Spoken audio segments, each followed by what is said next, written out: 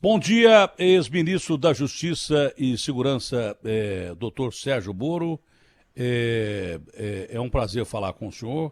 Eu sempre gostei de fazer entrevistas com o senhor, que é sempre muito direto e objetivo nas suas entrevistas. O Brasil está atravessando um momento muito difícil. A gente acabou de ouvir o depoimento de um jovem como o garoto Guilherme, que pegou a Covid e que a mãe teve que ir para o hospital, ficou numa situação difícil. Como é que o senhor encara a situação que o país está passando nesse aspecto, ministro Sérgio Moro? O senhor que acompanhou de dentro do governo, não é? A Covid chegando no país e alterando não só o país, mas alterando o que é o mundo. O mundo de hoje já não é o mundo que a gente conheceu há 7, 8 meses atrás. É uma mudança histórica na humanidade. E o senhor acompanhou isso durante um bom tempo tendo o governo. Como é que o senhor está vendo isso neste momento, essa doença que é terrível? Bom dia, ministro. Bom dia, Datena. Primeiro é um prazer aqui estar falando de novo com você, né? Dando essa pequena entrevista. E, de fato, nós vivemos num mundo hoje diferente. Essa pandemia foi o que nos atingiu, né? O pessoal fala 2020, o ano que fomos atingidos. E ela nos mostra, nós podemos trair várias lições dela.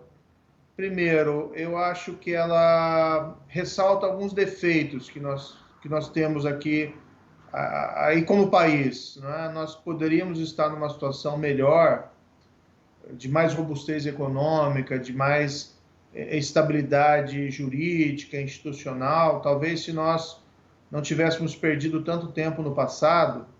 E aqui eu não estou fazendo, não me compreenda mal, não estou fazendo uma crítica conjuntural ao governo atual ou a governos pretéritos. Eu acho que o Brasil, há 30 anos, tem tido dificuldades, não é, de alavancagem para crescer como uma democracia mais robusta, com uma economia mais dinâmica. E a pandemia vem nos lembrar que, olha, existem reformas, vocês precisam se fortalecer. Vocês não podem ficar confiando só na sorte, na abundância dessas riquezas, por exemplo, minerais, dessas riquezas naturais, né? Na nossa criatividade do nosso povo. Vocês têm que melhorar o país, né? Porque se nós tivéssemos o país em uma situação melhor, quando a pandemia viesse, nós teríamos melhores condições de enfrentá-la.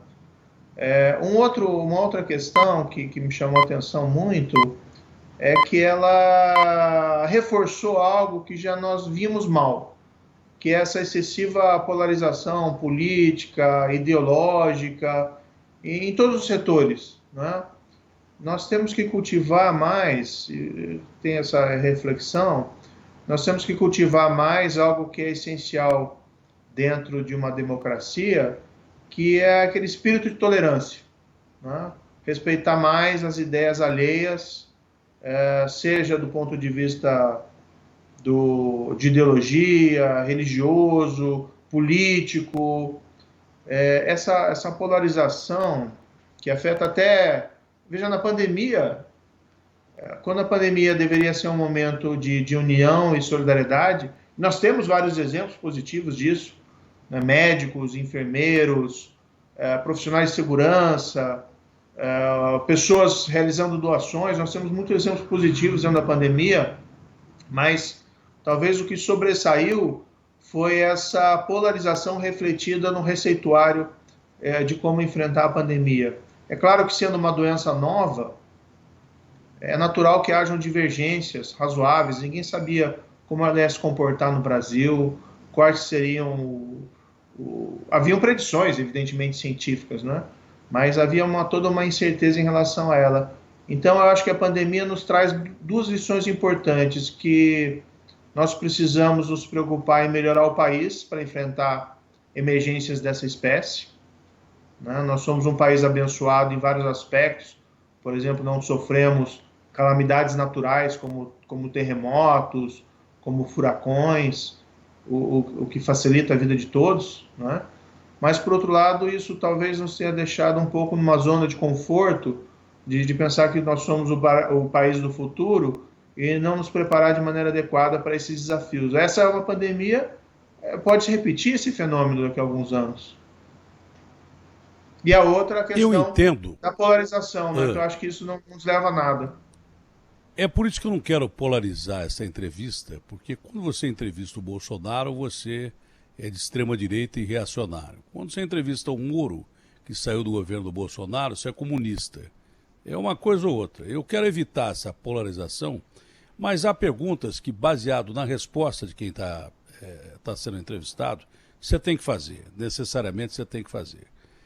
Por exemplo, essa colocação do senhor, que o Brasil poderia ter chegado melhor no momento da pandemia e enfrentado melhor o momento da pandemia, passa pela sua forma de pensar que todos nós conhecemos, não é? O combate à corrupção. Se o Brasil não tivesse tanta roubalheira, tanto sujeito na política ou no empresariado, que tivessem roubado o Brasil como roubaram o Brasil, não é? Por isso foi criada a Lava Jato, e o senhor foi símbolo da Lava Jato, e o Bolsonaro se elegeu com base na Lava Jato, também muito com base na Lava Jato, tanto que ele o escolheu como super-ministro dele, exatamente porque o senhor ajudou seriamente o Bolsonaro a chegar lá, porque ele sempre se disse favorável à Lava Jato, e todo mundo era favorável à Lava Jato, com algumas exceções da época em que o senhor era ministro.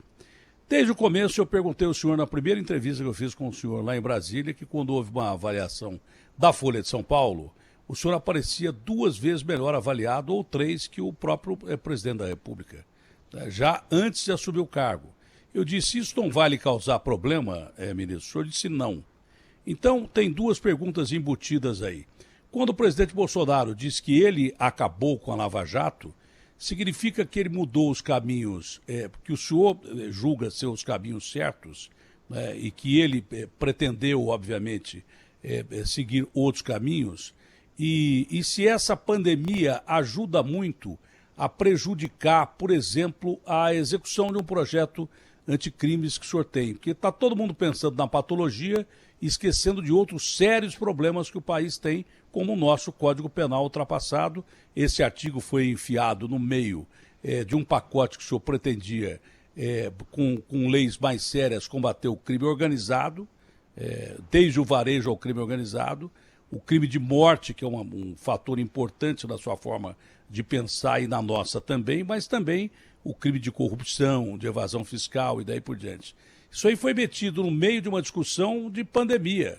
Ninguém nem percebeu esse artigo metido ali no meio, até quem colocou esse artigo ali no meio, que propiciou a saída do André do Rep com base na decisão do ministro Marco Aurélio, até quem colocou esse artigo está negando que colocou com esse objetivo, mas que no fundo parece que é um artigo que dá margem a uma interpretação para você soltar corrupto, bandido perigoso e daí por diante. São 2 perguntas embutidas numa só. Eu não quero polarizar e fazer com que o senhor critique o presidente Jair Bolsonaro e nem nada disso, mas a pergunta ela é importante porque o senhor fez essa colocação que a gente podia ter chegado melhor à pandemia, ter se preparado melhor para receber uma notícia dessa. O mundo não estava preparado, mas o Brasil poderia estar melhor se não fosse a corrupção que nós tivemos no Brasil, que o senhor, desde o começo, pretendeu realmente combater.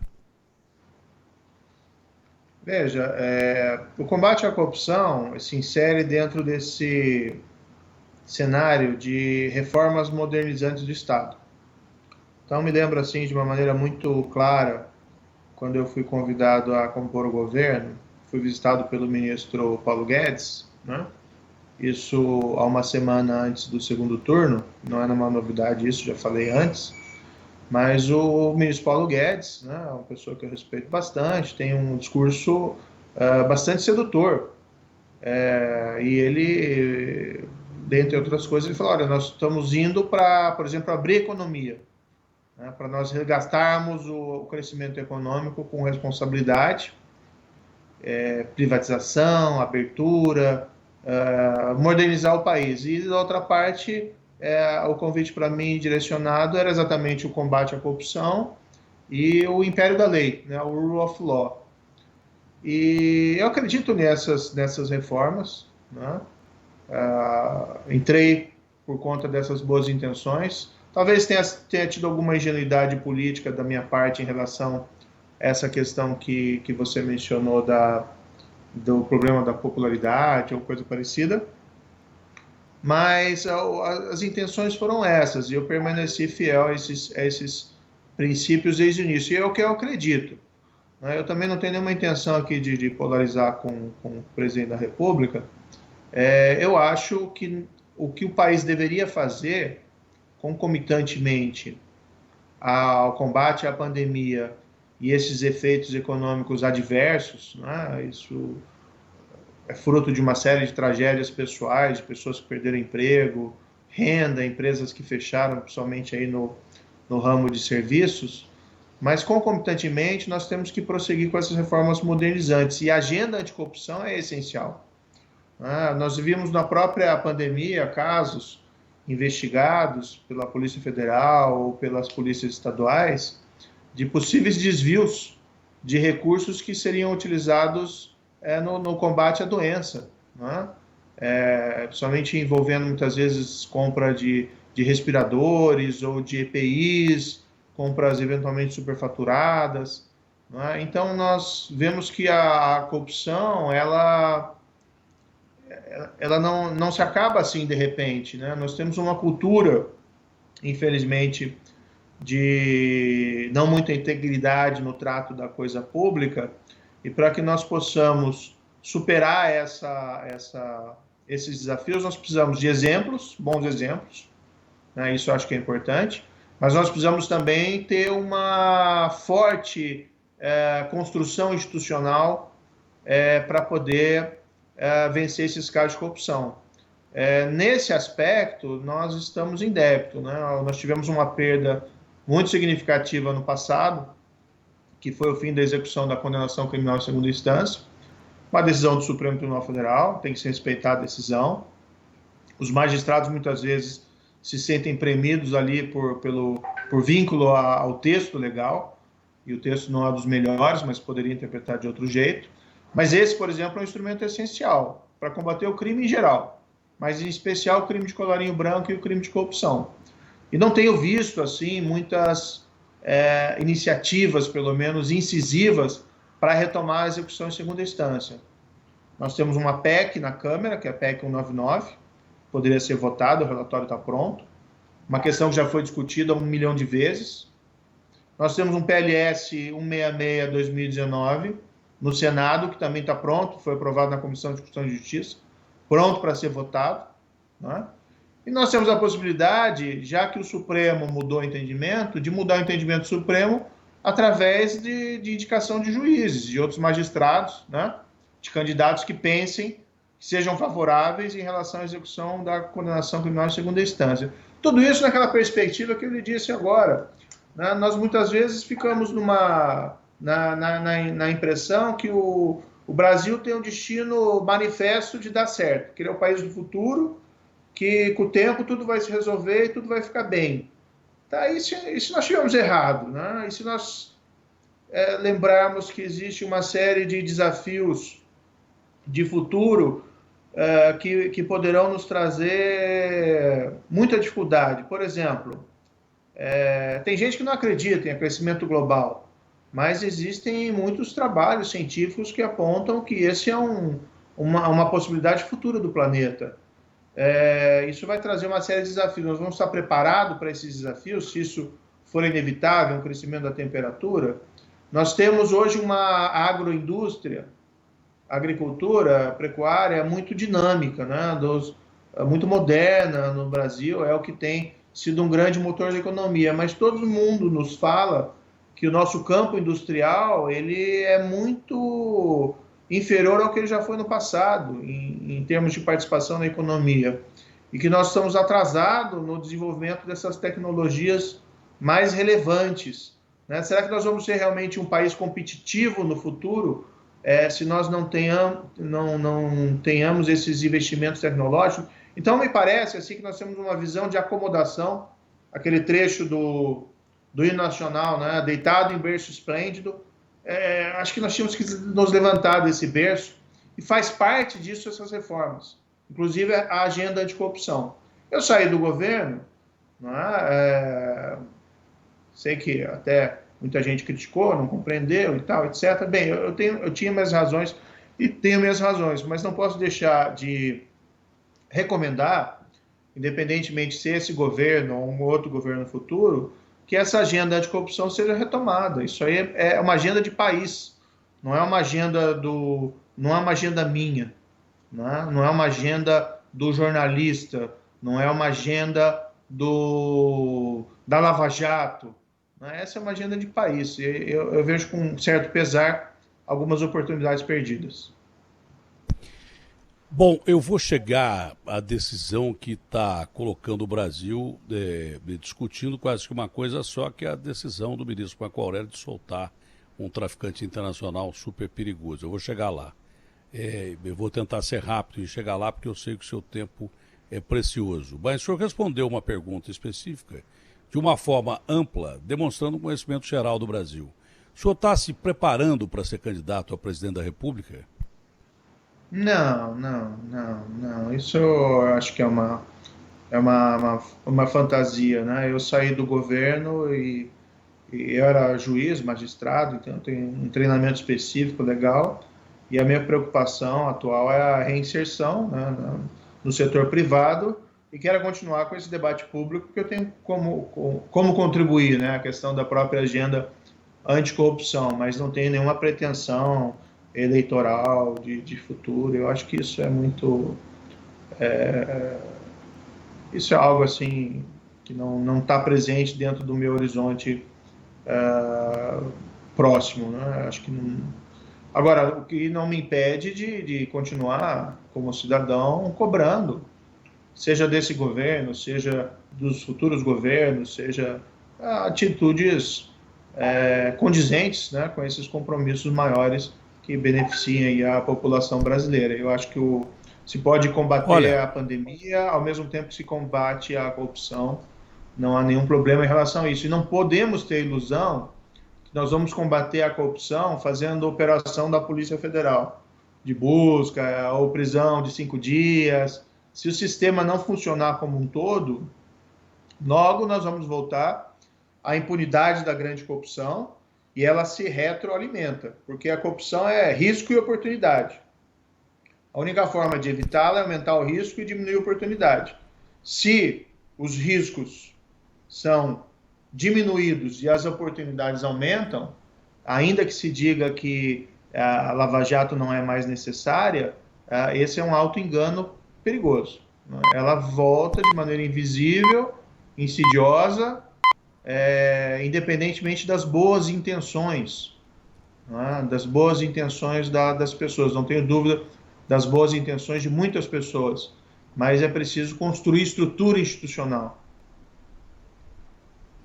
É claro, é como um câncer. Se você deixar crescer e ele progredir, não atacar o problema, ele só vai corroer o organismo até matar o organismo. Agora, eu percebo que o senhor saiu muito mais amargurado da política do que entrou, se decepcionou de uma maneira definitiva. Quando o senhor descarta provisoriamente a possibilidade de ser um candidato a presidente da República, e o senhor teria ainda muita gente que votaria no senhor, com chance até de ser eleito, de bater de frente com o Bolsonaro e com o Lula, o senhor descarta totalmente essa possibilidade? Hoje o senhor diria, eu não sou candidato a presidente da República? Acho que isso são questões um pouco diversionistas, sabe? Porque, assim, eu não tenho essa ambição e, no fundo, querendo contribuir com o país. Eu deixei a magistratura querendo contribuir com o país. Eu passei a Lava Jato ali com satisfação do trabalho realizado e tal, mas com um grande ônus pessoal, porque eu tinha um compromisso com o país. Então, o que eu vejo hoje é que esse compromisso com o país permanece. Agora, eu acho que essas questões, elas no fundo não ajudam, né? Porque se quer antever o que se vai fazer daqui a anos, daqui a vários anos, tal, etc. E como eu disse, eu nunca tive essa ambição por poder. Para mim parece muito claro, eu saí da magistratura, que era uma posição relativamente confortável, né? Com base num projeto que infelizmente não se concretizou como eu queria. E eu deixei o ministério da mesma forma. Se eu quisesse ser presidente, eu ficava lá, estava todo o dia a dia no noticiário, né, com muito mais visibilidade. Agora, eu tinha um projeto, a partir do momento que eu entendo que esse projeto se inviabilizou, eu resolvi sair. Né? Agora, continuo chamando a atenção para o projeto, acho que isso é importante. Quanto E às vezes, ao né, até presidente da falei assim, ó, República? às vezes a minha saída contribui. Porque às vezes se o problema do projeto é querer um projeto capitaneado por É, determinada pessoa, então se tira a pessoa e segue o projeto. não parece isso, porque quando o presidente diz eu acabei com a Lava Jato, ele diz praticamente eu acabei com o Moro e com Companhia Limitada, com quem queria combater a corrupção. O senhor entende que quando o presidente fala isso, ele favorece que a corrupção continue no Brasil ou não? Não, eu não quero me opor ao presidente, né? Eu acho que o presidente ali ele quis dizer que ele não tem escândalo de corrupção no âmbito do governo dele, até o momento, pelo menos, que tenha surgido. Mas aquilo que eu falei anteriormente é risco e Entendi. oportunidade. Né? Então você tem que construir instituições aptas a identificar a prática da corrupção, prevenir a prática da corrupção e, quando surgir a corrupção, que os responsáveis sejam efetivamente punidos. Então, quando nós, desde 2018, passamos a sofrer uma série de reveses, entre eles o fim da execução em segunda instância, isso vai acendendo alguns sinais amarelos, alguns sinais vermelhos, porque aquilo que foi construído, né, durante a Lava Jato, com apoio inclusive do Supremo Tribunal Federal. Eu lembro que foi o ministro Teori Zavascki, o grande responsável pela execução em segunda instância, voltar, né, em 2016, na jurisprudência do Supremo Tribunal Federal e com uma ampla maioria. Quando nós começamos a perder isso, tudo tem uma consequência. Né? Se aquela pessoa tendente a se corromper, ela simplesmente verifica que o risco diminuiu, e ela começa a ter oportunidades, né, com eventualmente práticas que nós queríamos que ficassem no passado, se volta, né? Essas coisas não dependem da boa vontade de um ou de dois, X ou Y, é uma questão institucional. Isso é muito importante. É preciso ter um discurso vigoroso, né, contra a corrupção, não que ela seja o único problema do Brasil. Nós temos vários, né? Nós estamos aqui dentro de uma pandemia, e às vezes as pessoas até me perguntam assim, Moro, porque estou sem meu emprego e tem 150 mil mortos de coronavírus, né? Corrupção, será que é um tema assim tão importante? Eu digo, olha, é importante sim, porque entra naquela história da reforma modernizante do Estado. Nos deixaria melhor preparados para enfrentar essa pandemia ou os desafios que virão. E veja os próprios desvios que nós temos identificados de recursos para combate à pandemia por fruto de desvios de corrupção, que não podemos até ter ilusão, não, isso ficou no passado. Não ficou no passado. Né? E é capaz de retornar forte se nós não tivermos os cuidados de melhorar Claro. nossas estruturas institucionais. Está provado na Europa que a doença está voltando. Se a gente tiver uma segunda onda, sério, que eu não pensei, desde o começo eu não pensei que os políticos e caras que orbitam em torno de políticos, não todos, é claro, mas daqueles que roubaram, eu não achei que entrando em estado de emergência durante uma pandemia, os caras fossem roubar tanto, que já fazem isso fora de pandemia. Deixam as licitações passar para entrar em estado de emergência e aí botar quem quer e roubar. Isso é corrupção. Criar dificuldade para vender facilidade. Esse é o detalhe. Mas não pensei que eles fossem roubar tanto durante uma pandemia. Eu não pensei mesmo. Mas roubaram e tem ondas aí. Não termina aí a doença, não é? Primeiro que esses números divulgados ontem são ridículos, não são verdadeiros. Não morreram 23 pessoas em São Paulo e nem 201 pessoas no Brasil. Morreu muito mais do que isso. Pela falta de testagem e pela subnotificação. Então, se tem uma segunda onda da Europa, é possível que tenha aqui também. Então, a roubalheira de respirador e EPIs pode continuar. pragmaticamente falando, o senhor insiste na prisão em segunda instância. Muita gente diz, e principalmente pessoas do PT e pessoas da esquerda, que o senhor praticamente tirou o Lula das eleições com o instamento da prisão em segunda instância. O que me parece que é absurdo, porque o Brasil é um dos poucos países ainda que espera uma segunda instância para botar o cara na cadeia. País de primeiro mundo onde a lei funciona, na maioria das vezes, porque há erros também, mas na maioria das vezes, né, o cara, dependendo do crime, ele vai para a cadeia em primeira instância. Aqui tem segunda, terceira, até a pena prescrever. Não é? Essa é a minha forma de pensar, parecida com a do senhor. Tem provado que a mudança do Supremo em relação ao que o Supremo pensava da segunda instância, com a revogação da prisão em segunda instância, está provado, é prova provada que foi um retrocesso no processo penal brasileiro e que realmente não só o Lula, mas outras pessoas têm se beneficiado com soltura de casos que apresentam evidências realmente, provas de que cometeram delitos, não estou falando só do Lula, com o Lula solto e com a revogação da prisão em segunda instância, quantos criminosos ganharam as ruas por causa disso? Olha, eu não tenho essas estatísticas precisas comigo. Primeiro, eu não tenho nenhuma animosidade pessoal em relação ao ex-presidente Lula, né? Essa é uma fantasia. Existe lá uma exceção de suspeição no Supremo Tribunal Federal, que vai ser julgada, né? E veja, dizem lá, entre outras coisas, que pelo fato de entrar no governo seria suspeito, né? Porque eu teria condenado Lula pensando de antemão em virar ministro. Só que eu condenei o Lula cumprindo meu dever, analisando as provas, analisando a lei. Isso foi em 2017. Nem conhecia o candidato Jair Bolsonaro, né? Então, assim, eu teria que ter uma capacidade fantástica de previsão do futuro para isso.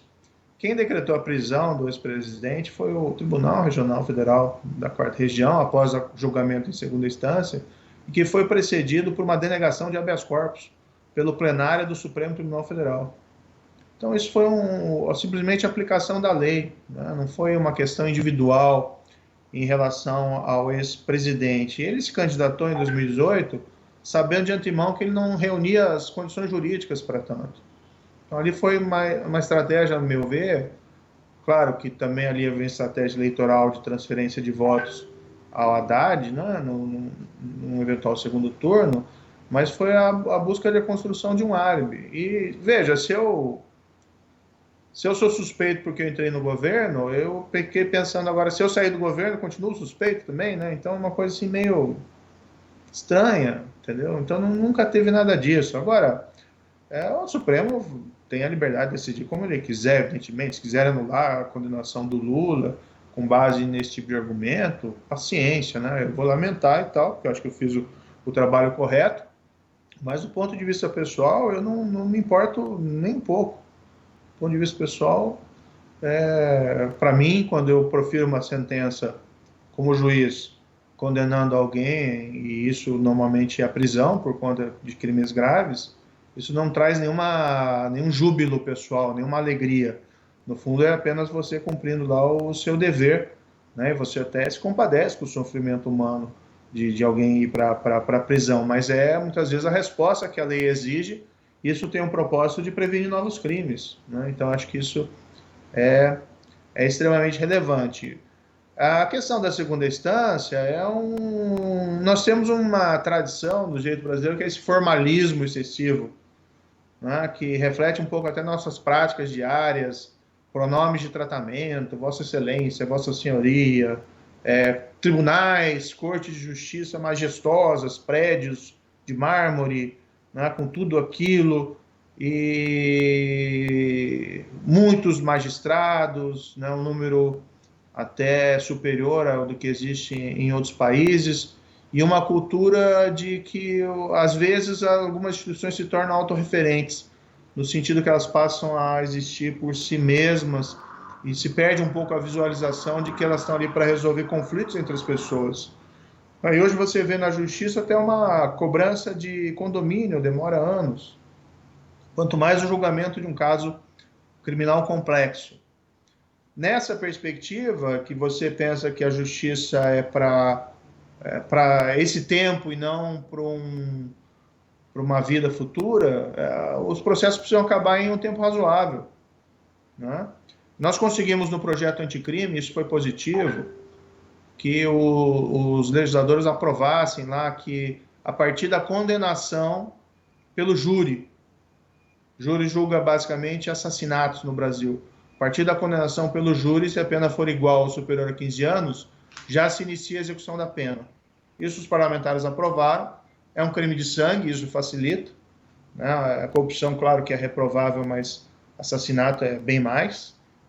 Não conseguimos aprovar, tinha no projeto original, a prisão em segunda instância, através de lei. Depois que o Supremo reverteu a jurisprudência, eu passei a ser o seu grande defensor dentro do governo da retomada da segunda instância. Fui no Congresso, fui em reuniões com parlamentares, busquei isso intensamente. Infelizmente veio a pandemia e o assunto ficou um pouco fora de pauta. Mas, assim como outras reformas, eu penso que o presidente Rodrigo Maia, com todo respeito, o presidente Davi Alcolumbre, né, e os próprios presidentes do ministro Fux, o presidente da República, o Jair Bolsonaro, acho que essa é uma pauta de país e se poderia, já que esse assunto foi tão discutido, nós retomarmos. O que não funciona é nós esperarmos um processo de 10 anos, 20 anos, para daí ter reconhecimento da prescrição. Até porque esse processo, essa demora do processo é manipulável por aquelas pessoas que têm recursos, pelas pessoas que são poderosas. Né? Então, assim, não é todo mundo que consegue sustentar durante 20 anos um processo nas cortes judiciais. O advogado custa caro. A defensoria pública normalmente não tem a estrutura para tanto. Né?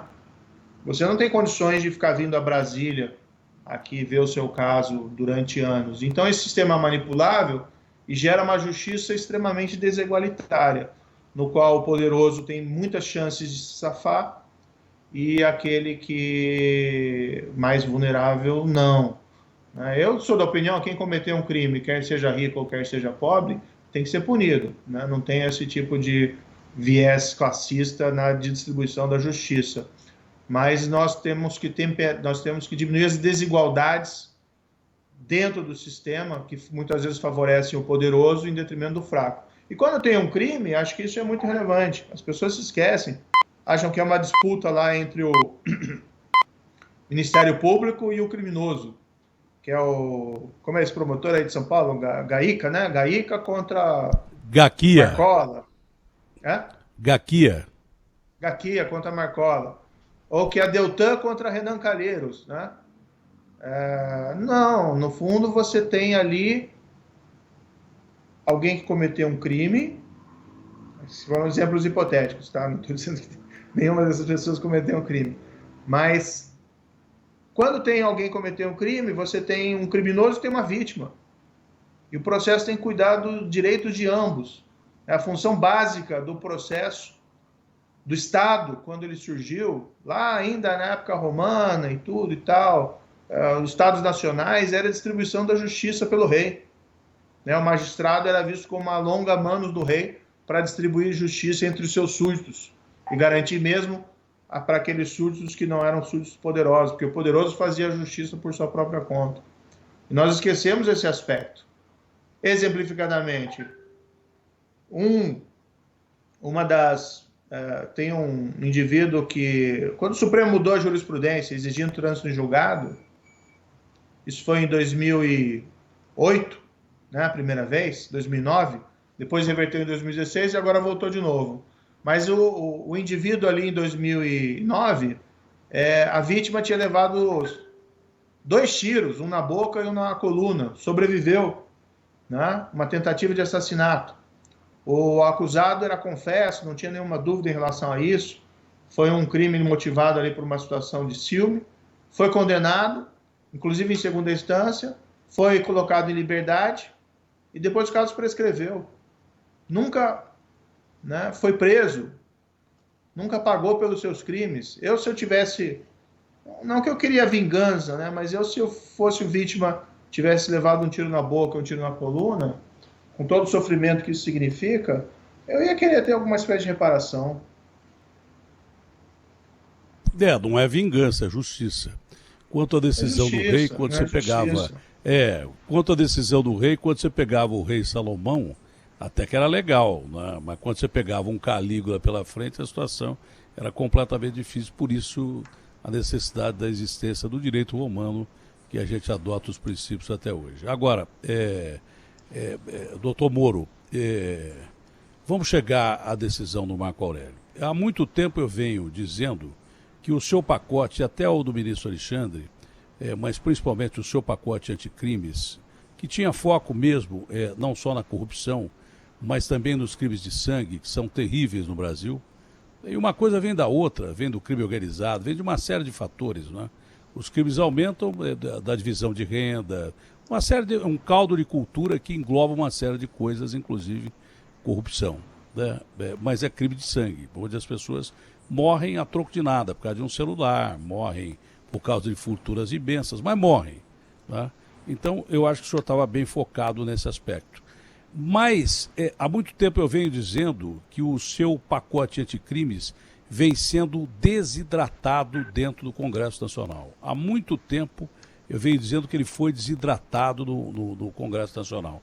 E muito antes de acontecer essa decisão do ministro Marco Aurélio, eu tenho dito isso quase todo dia. O meu programa é um programa popular, que quem vê é o povo. Às vezes nem a grande imprensa presta atenção. Que nem ontem uma repórter foi me entrevistar, falou, eu ouvi um dia no seu programa. Eu falei assim, mas se você ouviu um dia, como é que você tem uma opinião ao meu respeito se você não tem 30 dias do mês para traçar uma média de quem eu sou? Então, você não pode dizer que eu penso dessa maneira vendo um dia do meu programa. Mas eu falo todo dia coisas que depois vem a discussão quando acontecem casos pontuais como esse do André do Rap.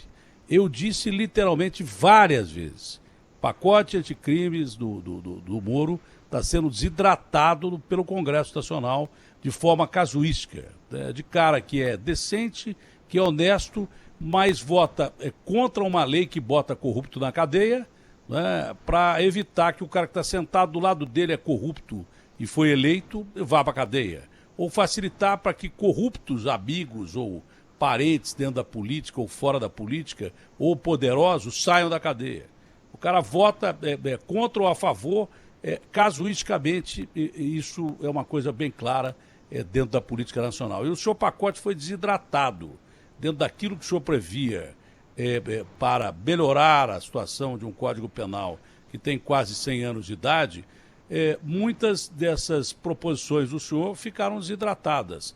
Uma delas, está clara agora aí, foi esse artigo enfiado na calada da noite por um homem que foi eleito defendendo os frascos e comprimidos, né? Porque se dizia, como secretário de Segurança que foi de Minas Gerais, se dizia a favor da lei contra bandidos comuns e do crime organizado, e meteu lá um artigo que deu vazão ao julgamento de um ministro do Supremo, em que ele diz assim, eu legislei, eu apliquei a lei. Se a lei é ruim, o que eu posso fazer? Eu apliquei a lei, eu não posso ser justiceiro, eu não posso invocar aqui o justiçamento. Eu apliquei o que os caras me mandaram para cá, que é a lei que eu tenho. Então, o Marco Aurélio sabia que o ministro ia responder dessa forma, é claro que eu sabia. Mas aí vem o fato de que esses comentários que eu havia feito, eu e muita gente, mas eu havia feito, de que o pacote que o senhor pretendia não era para facilitar o erro do julgador. Pelo contrário, era para diminuir a possibilidade que o julgador cometesse um erro em termos de uma decisão judicial, erro em que ele não acredita que errou.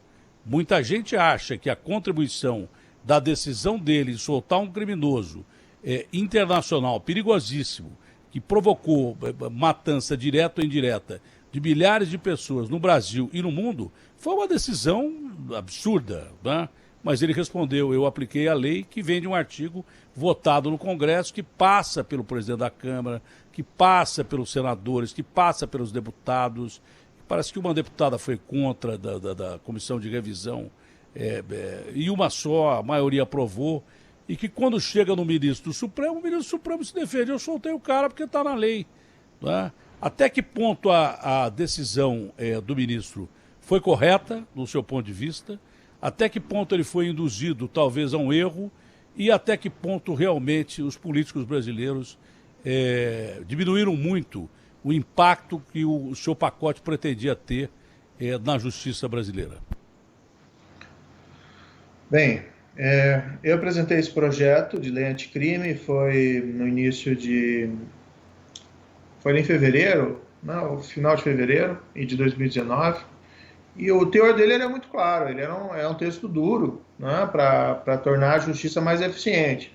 Não tinha nada ali de inconstitucional, tá? Não tinha nada de abusivo, acho que ele era um texto equilibrado, mas tudo ali buscava aumentar a eficiência. Execução em segunda instância, execução do júri em primeira instância, ampliar o Banco Nacional de Perfis Genéticos, criar banco de perfis balísticos, melhor descrever o crime de integrar a organização criminosa, medidas ali para desestimular que a pessoa condenada permanecesse vinculada ao crime organizado, né? Então, basicamente, se você ficar vinculado aí ao PCC, você não obtém benefício prisional nenhum, meu amigo.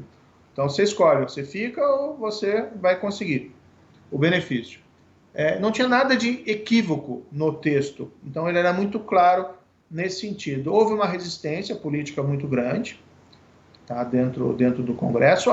Vamos colocar aqui também divergências razoáveis, né? As pessoas pensam diferente muitas vezes, então não é porque eu apresento um texto que a pessoa deve achar que tem que ser aprovada sem qualquer crítica, tá? Isso é natural, é o papel do parlamento, mas havia também resistências políticas, porque o projeto vinha do governo, vinha do meu nome, e havia também, muitas vezes, essa percepção de que, prisão preventiva, por exemplo, pode ser utilizada em casos não só de crime organizado, mas casos de outra natureza, e foram inseridos, de fato, alguns dispositivos, com todo respeito à Câmara dos Deputados, em relação aos quais eu fui contra. Falei isso dentro da Câmara, falei isso com vários parlamentares, falei isso depois para o presidente, solicitando o veto, né? Foi aprovado, né? E aí tem esse dispositivo, mas tem outros também. Tem um lá que prevê audiência de custódia, né? Tinha muita gente dentro do governo contra a audiência de custódia, e eu não sou totalmente refratário, para ser bem sincero, embora acho que às vezes ela traz algumas dificuldades. E até coloquei uma norma lá que o problema, a meu ver, da audiência de custódia é a facilidade com que se solta alguém preso em flagrante, às vezes um criminoso perigoso. Mas até coloquei algum mecanismo ali para prevenir isso. Mas existe lá um dispositivo que diz que se não tiver audiência de custódia em 24 horas, o juiz responde criminalmente, a polícia responde criminalmente e a pessoa tem que ser solta. Outra possibilidade de interpretar como se fosse uma soltura automática. Então pode acontecer, essa situação que aconteceu nesse caso, pode acontecer em outro caso. Agora, o que eu acho mais relevante aqui, Datena, é o seguinte: ao invés da gente buscar transferências de responsabilidade, ao invés da gente buscar, como críticos, isso é natural que a imprensa faça isso, quem errou, né? Quem errou, eu acho que o melhor é nós fazermos assim, um diagnóstico. Essa norma, se ela pode levar a esse tipo de interpretação, ela tem que ser corrigida, né? Para corrigi-la, o Congresso pode adotar uma postura responsiva, né? Eu via isso muito quando eu leio lá sobre um pouco nos Estados Unidos. Às vezes é uma interpretação de um tribunal sobre um instituto que acabava favorecendo a impunidade, né, de um determinado crime, logo vinha o Congresso lá e resolvia. Preenchia o buraco. A mesma coisa aqui, olha, se essa norma está causando esse problema de interpretação, Não importa lá se o deputado tinha boa intenção ou não tinha boa intenção, se houve um equívoco, vamos corrigir. Apresenta um projeto de lei lá, dá para aprovar com urgência e mexer na norma. Ou o que aparentemente o Supremo vai fazer, e eu acho isso muito positivo, né, corrigir a norma por interpretação. Pode dizer, por exemplo, olha, se o juiz não corrigir de ofício, né, não revisar de ofício a prisão preventiva, mantendo ou revogando, a defesa tem que requerer para ele. Né? Não requerendo um habeas corpus num tribunal e simplesmente ficar sem uma apreciação do caso concreto. Ou entender, olha, isso aí vale até a sentença. O que eu disse ali para parlamentares foi o seguinte, olha, no mundo ideal que o juiz tem lá 300 processos, né, ele tem condições de ver cada um dos processos que ele decretou prisão preventiva. No mundo verdadeiro da justiça criminal brasileira, do que às vezes um juiz tem lá 20 mil processos na vara dele, né, com, sei lá, 10 mil com prisão preventiva, ele não tem condições de revisar isso. E depois, quando ele julgar, o processo vai para a segunda instância e ele perde o controle. Quando a segunda instância julga e vai para os tribunais superiores, eles perdem o controle. Então, como é que você vai exigir do juiz de primeira instância, que não tem nem mais o processo em mãos, fazer essa revisão? Né? Houve os alertas, houve a advertência. Né? Eu acho que a norma não é uma coisa assim absurda, no direito francês tem uma norma igual, tá? Só que é uma outra realidade. Tá? E agora, o que nós devemos fazer? Ao invés de nós buscarmos apontar os dedos, né, vamos corrigir o problema que foi verificado. Vamos ver se no que foi aprovado no projeto anticrime não tem outras normas que podem levar também a resultados indesejáveis. Vamos lembrar que no projeto anticrime tem vetos presidenciais a serem apreciados, né, vetos que, na minha opinião, deveriam ser mantidos. Tá? Tem vetos que eu sugeri, tem vetos que foram sugeridos pela AGU, pela CGU, tem vetos que vieram do próprio Planalto, né? E tem coisas importantes ali que devem ser permanecidas vetadas, porque foram inserções, a meu ver, negativas ao combate à criminalidade. Com todo respeito, evidentemente, a Câmara, né, pode decidir diferente, pensar diferente e tal. Agora, a gente não pode tratar essas questões do ponto de vista de partidarismo político, que foi o fulano X que propôs, porque é um projeto do governo. Nós temos que pensar no país, né? No país está acima de todos nós mesmos. Olha, eu não vou insistir em quem errou, os fatos que vieram à tona, que o fulano trabalhou para o Marco Aurélio do escritório, que quando caía na mão de relatora como a Rosa Weber, os advogados do André do Rep desistiam do processo. Não vou nem insistir nisso. O senhor já respondeu a pergunta, disse que temos que olhar para frente e, eticamente, conhecendo o senhor não comentaria esse tipo de pergunta, então acho desnecessário fazê-la. Para encerrar, porque eu repito, eu sei que o tempo é importante, eu ouvi dizer que a sua senhora teria declarado que gostaria que o senhor, depois de perder a guarda pessoal da Polícia Federal, deixasse o país, que seria melhor para a sua segurança. Eu não sei se isso é verdade ou não, eu ouvi dizer apenas, por isso não confirmo, e pensar se o senhor realmente tem intenção de deixar o Brasil, porque o senhor, claro, não é unanimidade, principalmente por um monte de bandido, corrupto e vagabundo que o senhor mandou para a cadeia, e são pessoas extremamente poderosas e não tenho dúvida, da mesma forma que o Lincoln Gaquia é ameaçado. Nesse ponto, o crime organizado chega a ser mais sincero que políticos e empresários ladrões. O Gaquia é o primeiro da lista sempre a ser eliminado pelo PCC. Esses outros caras que eu falei, eles costumam não dizer muita coisa, mas que é claro que o senhor corre um risco terrível no Brasil, eu não tenho dúvida que corre. No Brasil e fora do Brasil mesmo. O senhor pensa em deixar o Brasil, doutor Sérgio Moro, para encerrar a entrevista, não vou mais tomar o seu tempo. Veja, eu vi essa matéria, saiu no jornal, tal, que medo, não sei o quê, blá, blá, blá. Não, olha, o meu histórico de trabalho profissional é, a meu ver, é autorrevelador, que a gente sempre agiu, claro que se precisa ter cautela, não é? Mas com medo, o medo nunca foi algo que dominou as minhas ações como pessoa, homem público ou nada. O que eu achei quando eu vi essa matéria é que, olha, eu sou um cidadão privado agora, né? Então, assim, eu não acho que eu precisaria rebater aquela matéria. Até algumas pessoas me falaram, não, rebate isso aí e tal, etc. Né? Até porque ela foi redigida de uma forma um pouco, com todo respeito à jornalista, um pouco capciosa, no sentido de colocar que a gente está numa situação de vulnerabilidade, ou né, como se estivesse movido pelo medo ou coisa parecida. Mas eu assim, a questão da minha segurança, a questão da segurança da minha família, a questão do que eu vou fazer agora pertence ao meu mundo privado, né? Então, assim, eu não pretendo nem confirmar e nem infirmar esse tipo de notícia. Se as pessoas acharem que eu vou para lá, ótimo. Se eu não for, ótimo. Se eu ficar, ótimo. Eu acho assim, vou cuidar das minhas coisas, né? Eu acho que esse tipo de situação é complicado até se ficar comentando, entendeu? Claro Mas que o eu senhor tem estou convites, né? absolutamente... É? Claro Como? que o senhor tem convites, né? Olha, como eu disse, eu saí do governo, né? Lamento ter saído do governo até.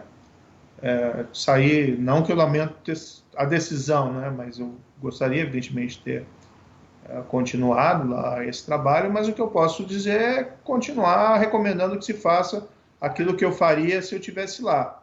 Essa acho que é a minha preocupação imediata. Eu vejo hoje, por exemplo, o presidente, né, da República tem uma elevadíssima popularidade, mérito, né, dele, parabéns para ele. Tem um controle maior do Congresso. Né? Eu utilizaria esses elementos para buscar pautas positivas, inclusive na agenda anticorrupção. Né? A PEC, da execução em segunda instância, está lá. Eu, se fosse um político, eu pensaria assim, olha, está a bola quicando. Né? Claro que existe muita resistência no Congresso, mas a bola está quicando ali. Quem eventualmente for responsável por aprovação disso, que é uma demanda, uma exigência, é uma demanda popular, isso vai e volta toda hora, as pessoas hoje têm uma compreensão da necessidade disso. Quem conseguir aprovar isso aí, né, quem for visto como um patrono disso aí, vai ter um ganho popular enorme, né? Quem tem a melhor condição de fazer isso é o presidente da República. Então, eu faria aí essa sugestão, eu sigo aqui a minha vida, se ele aprovar isso até, eu acho que ele retoma de uma maneira muito forte a agenda anticorrupção, que é algo importante para o eleitorado dele, e se tem alguma receio de que eu vou me candidatar, alguma coisa no futuro, tira uma bandeira que seria uma bandeira minha, inclusive, entendeu?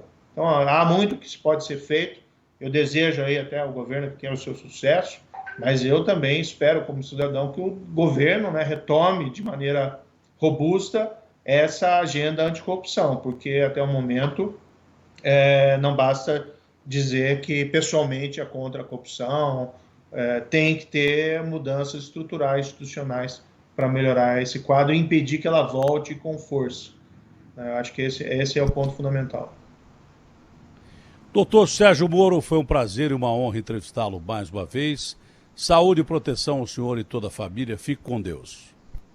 Muito obrigado, hein? Boa sorte aí Bem, nem preciso dizer, né? Programa de sucesso, boa sorte, programa de sucesso, não precisa dizer.